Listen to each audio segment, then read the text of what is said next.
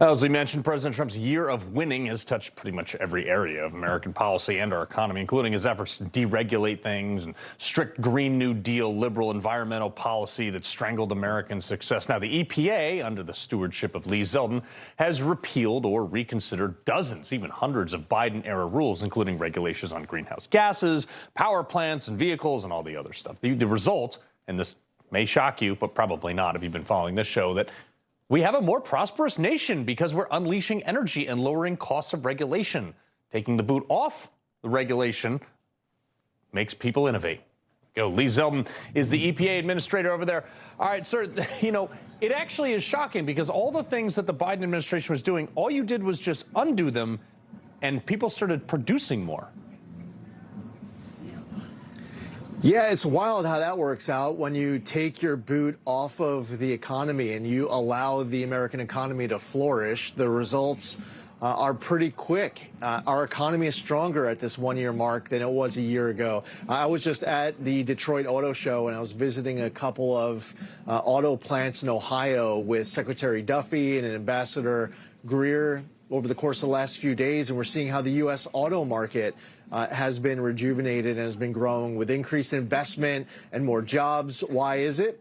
Well, you have announcements like an effort to get rid of electric vehicle mandates. We sent Biden EPA waivers that were sent to California to allow them to do their electric vehicle mandate. We sent it to Congress. Congress rejected them under 3 Congressional Review Act proposals. President Trump signed it, and then the EV mandates are gone. You saw the Department of Transportation under Secretary Duffy in the Oval Office announced a fix to the CAFE standards. And right now at EPA, we are finalizing a decision on whether or not to repeal the 2009 Obama EPA endangerment finding and all the greenhouse gas emissions on light, medium, and heavy-duty vehicles to follow. When you add it all up, the results are pretty quick and instant. More investment comes, more jobs are grown, the economy gets stronger. No, it is. I mean, it's like literally your motto is the government should do less to stop people from doing things, which is great. But back in November, you know, keeping in tune with today's show, you listed 300 environmental accomplishments the Trump administration had achieved in its first 300 days. It's actually an incredible thing because nobody does 300 of anything in government. And you guys were like, yeah, this is what we're doing. And you just did it. Yes, President Trump has spoken about for years a desire to pursue cleaner, safer, healthier land, air, and water for all Americans. He talks about clean air, land, and water for all Americans, a golden age of America for all Americans. Well, at the EPA, our core mission is protecting human health and the environment. As you just mentioned at the end of my last answer, EPA has the power to really slow things down, and we also have the power to speed things up on the environmental front.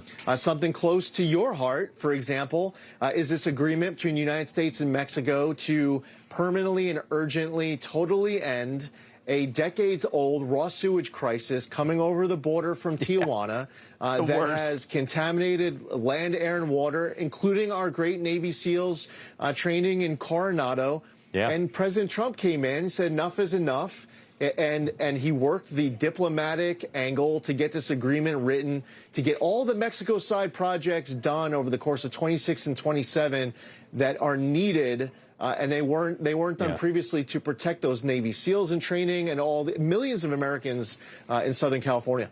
Yeah, the disgusting crap that would float by me when I was swimming out off Coronado was. So thank you for doing that. We do appreciate it.